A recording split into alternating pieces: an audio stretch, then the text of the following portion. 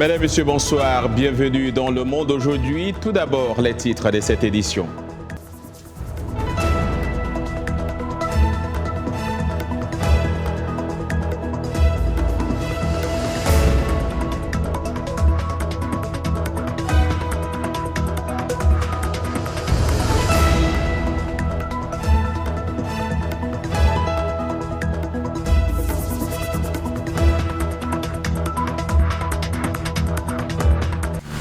Les deux camps militaires ont été attaqués lundi à Boulkessi et Mondoro, des villes proches de la frontière avec le Burkina Faso, et d'intenses combats se sont poursuivis mardi avec des troupes maliennes soutenues par un appui aérien selon des sources présentes sur les lieux.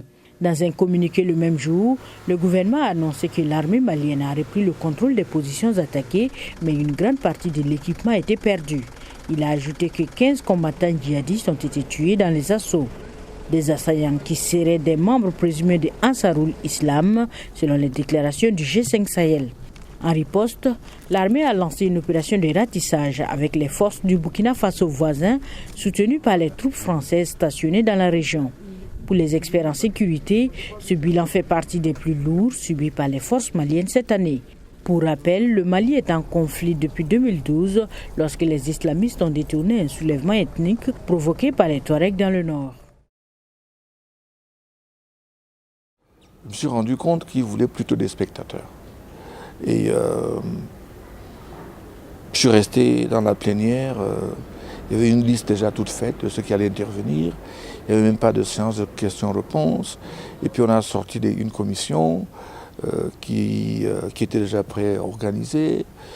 Et les présidents, les rapporteurs, tout était fait. Je connaissais même les gens qui étaient à l'origine des problèmes qui étaient posés. Et il y avait aussi une forte odeur partisane. Nous nous sommes sentis un peu à l'étroit et nous n'avons pas jugé nécessaire de continuer à faire œuvre de figuration. J'ai lancé une alerte et je me prépare à repartir aux travaux, à exiger du Premier ministre que non seulement je voudrais prendre la parole et dire ce que je pense de cette situation et des solutions que j'envisage, mais également l'inviter à ouvrir le dialogue à tous les participants du dialogue, à ouvrir la parole, donner la parole à tous les autres participants. Nous avons trouvé plusieurs preuves que les Nord-Coréens sont toujours au Sénégal. Nous avons d'abord trouvé leur logement. Nous avons vu environ 10 Nord-Coréens y vivre et faire la navette de ce lieu d'hébergement vers d'autres lieux. Nous avons également trouvé plusieurs travailleurs sur un chantier de construction. J'ai pu parler à 2 travailleurs nord-coréens qui se trouvaient là-bas et ils m'ont dit qu'ils venaient de Pyongyang. Nous avons donc découvert qu'ils avaient été embauchés par une société appelée Corman Construction, qui en fait s'appelait auparavant Mansude Overseas Project.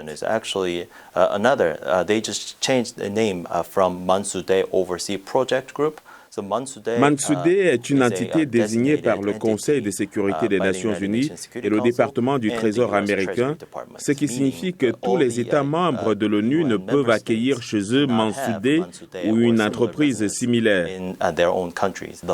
Mais le fait est que la société de construction Corman est maintenant une entreprise formellement enregistrée au Sénégal et nous détenons le registre délivré par le gouvernement sénégalais.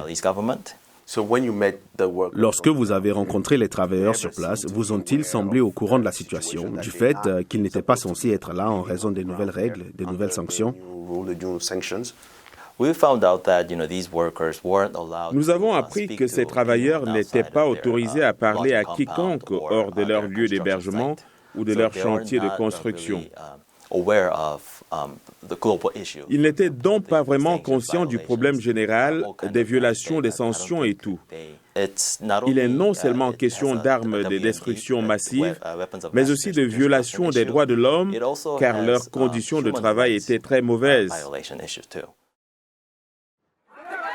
Les Tunisiens retourneront aux urnes le 13 octobre pour départager l'universitaire indépendant Kaïs Saïed et l'homme d'affaires incarcéré Nabil Karoui, poursuivi pour fraude fiscale et blanchiment d'argent. Le dimanche 13 sera le jour du second tour de l'élection présidentielle pour les Tunisiens vivant dans le pays et les 11, 12 et 13 pour les Tunisiens vivant à l'étranger. La campagne électorale démarre ce jeudi. Le porte-parole de M. Karoui avait suggéré que le second tour soit suspendu tant que le candidat resterait en prison. La Cour d'appel a rejeté une nouvelle demande de libération. Arrêté le 23 août dernier, soit 10 jours avant le début de la campagne pour le premier tour, Nabil Karoui a accusé le Premier ministre Youssef Chahed, alors son rival à la présidentielle, d'instrumentaliser la justice, ce que nie ce dernier. Bien avant le second tour, les Tunisiens vont élire leurs représentants au Parlement le 6 octobre. Ce seront les deuxièmes législatives depuis l'adoption de la nouvelle Constitution en 2014. L'une des missions fondamentales de ce Parlement post-révolution était de mettre en place les instances constitutionnelles, mais rien jusqu'ici. Nous n'avons toujours pas de cour constitutionnelle à plus de 3 ans des délais prévus par la Constitution.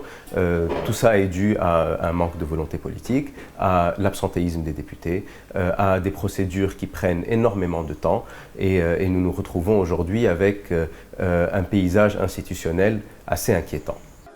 Plus de 15 000 candidats se disputent les 217 sièges du Parlement. Les résultats provisoires des législatives sont attendus le 9 octobre.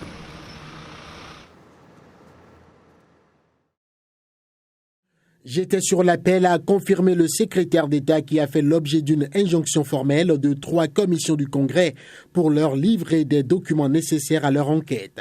M. Pompeo s'exprimait dans une conférence de presse à Rome.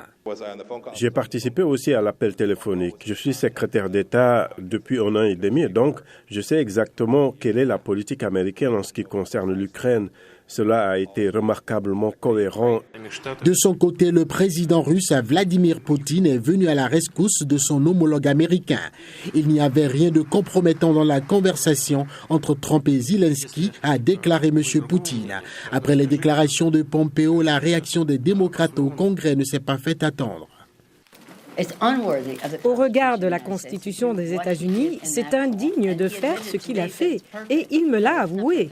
Il a dit « c'est parfait ». Mais non, ce n'est pas parfait, c'est faux. Ensuite, protéger les dénonciateurs est pour nous un devoir très important. Les démocrates feraient mieux de penser à la reconstruction de notre pays plutôt que de faire perdre du temps et l'énergie des uns et des autres sur ce qui n'a pas de sens, a tweeté le président. Ce mercredi, l'inspecteur général du département d'État a rencontré des membres du Congrès dans une réunion privée avant l'audition de 5 diplomates dans le cadre de l'enquête des démocrates sur une éventuelle procédure de destitution du président. Jamal Khashoggi a été tué et démembré après son entrée au consulat d'Arabie Saoudite à Istanbul par une équipe saoudienne soupçonnée d'agir sur ordre du prince héritier Mohammed Ben Salman. 1 an plus tard, son assassinat est marqué dans le monde entier par de sombres événements, comme celui de la semaine dernière à Washington, auquel ont participé 11 membres du Congrès. Depuis la mort du journaliste, le Congrès américain s'est heurté à plusieurs reprises au président Donald Trump, votant pour limiter les ventes d'armes américaines à Riyad et pour mettre fin aux opérations militaires américaines dans la guerre menée par le gouvernement saoudien au Yémen. En fin de compte, nous ne devions pas leur vendre des armes ni leur fournir une assistance militaire. Cela devrait en être la conséquence. Et vous voyez une majorité bipartite à la Chambre et au Sénat qui envoie des textes de loi au président pour limiter les ventes d'armes. Le président y a mis son veto. Trump et le secrétaire d'État Mike Pompeo n'ont pas faibli dans leur soutien à la famille royale saoudienne, ce que le président justifie en évoquant des préoccupations économiques. C'est une équation très simple pour moi. Il s'agit de rendre à l'Amérique sa grandeur et l'Amérique d'abord. Je pense que le secrétaire d'État Pompeo et le président Trump ont fait leurs calculs en ce qui concerne l'Arabie saoudite. Ce pays est très activement engagé dans un conflit au Yémen, à peu près sur un chèque en blanc des États-Unis. Alors que l'Arabie saoudite tente de s'ouvrir au tourisme et aux investissements internationaux, certains analystes suggèrent que le meurtre de Khashoggi pourrait ternir l'image du royaume pendant de nombreuses années. Bonsoir à tous. Effectivement, les mondiaux d'athlétisme avec Ferguson Cheruiyot-Rotich qui a pris le bronze sur le 800 mètres, le plus beau sacre de sa carrière. Le Kenyan a créé la sensation en terminant 3e avec un chrono d'1 minute 43 secondes 82. Auparavant, il avait toujours fini au pied du podium. L'Américain Donovan Bazier a franchi en premier la ligne d'arrivée avec à la clé un record des mondiaux 1 minute 42 secondes 34. Il a été suivi du Bosniaque Amel Tuka qui a complété le podium avec Ferguson Cheruiyot-Rotich. Cela a été un long voyage depuis que j'ai commencé à courir vers le podium.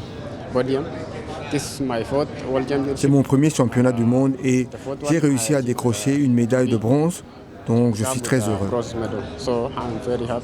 Ce n'était pas aussi confortable que cela en avait l'air. J'étais vraiment en train de creuser l'écart et je sais que quelque chose de spécial allait se passer. Dépasser Vasquez pour le 2,50 restant, je pense qu'il a fallu beaucoup de force mentale. Au mondial de rugby, la Nouvelle-Zélande a écrasé le Canada. Les All Blacks ont été sans pitié devant les Canadiens pulvérisés 63-0. C'est le plus large succès depuis le début du mondial au Japon. Les Néo-Zélandais, double tenants du titre, sont presque assurés de terminer en tête de la poule B. Depuis leur succès sur les Springboks sud-africains, ils affronteront la Namibie dimanche. Les Canadiens vont eux enchaîner contre l'autre gros calibre de la poule B, l'Afrique du Sud, avant de terminer leur mondial face à la Namibie le 13 octobre. De son côté, la France a décroché un succès bonifié mais laborieux sur les États-Unis battus 33-9, confortant ses chances ainsi d'accéder au quart. Voilà, c'est tout pour les sports. On se retrouve demain. Le village d'Abiou-Travo, dans la localité de Sikensi, au nord-ouest d'Abidjan, abrite la première école des seigneurs dont les stagiaires âgés de 18 à 40 ans sont venus des 4 coins du pays pour apprendre le métier. La formation se passe sur 40 jours ouvrables, pratiquement 2 mois. Et cette formation est basée sur 2 aspects. Donc, si on peut dire ainsi, c'est l'initiation.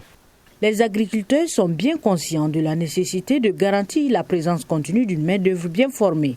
Leur nombre insuffisant pourrait compromettre l'ambition de la Côte d'Ivoire de hisser sa production de 624 000 tonnes en 2018 à plus d'1 million de tonnes en 2020. C'est ça notre challenge. Il faut que nous les formions dans les 3 ans qui viennent pour qu'au fur et à mesure que les parcelles vont rentrer à l'âge de rapporter de l'argent, les planteurs ne souffrent pas parce qu'il n'y a pas en face les seigneurs qu'il faut pour mettre à la récolte leur plantation. Même si les cours mondiaux de l'EVA ont chuté, le métier de seigneur reste bien payé. Un professionnel qualifié peut toucher jusqu'à 200 000 francs CFA par mois, un très bon salaire dans le monde rural ivoirien. Que les gens saignent, ils gagnent un peu d'argent. Moi aussi, je vais faire pour aider mon mari aussi. Le caoutchouc ivoirien est reconnu pour sa qualité sur le marché international. Des associations de producteurs de l'EVA espèrent donc un appui de l'État pour restructurer le secteur via une exonération fiscale, estimant qu'il permet de lutter contre le chômage et la pauvreté dans le monde rural, freinant ainsi l'exode vers les villes. C'est dans cette arrière-boutique transformée en laboratoire pour la circonstance qu'Awatif Baroud fabrique ses cosmétiques.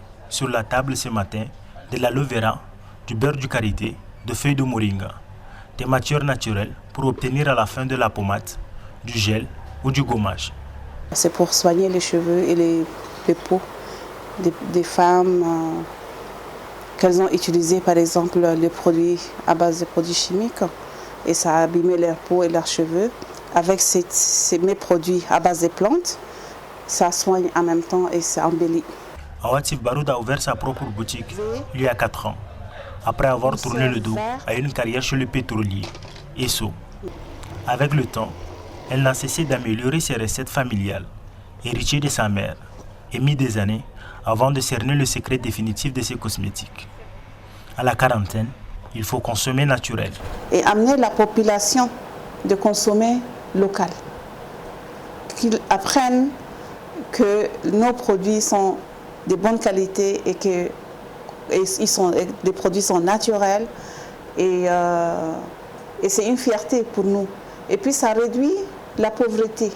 Aujourd'hui, si on peut fabriquer local et consommer local, ça réduit la pauvreté au Tchad. Ambitieuse, Awatif Baroud veut conquérir le marché national et international pour promouvoir l'utilisation de cosmétiques naturels et offrir au continent des produits 100% made in Tchad. Et c'est la fin de ce journal. Merci d'avoir suivi. Un clin d'œil à Évasion TV en Guinée, la Guinée qui célèbre ce mercredi son indépendance. Demain est un autre jour. Bonsoir.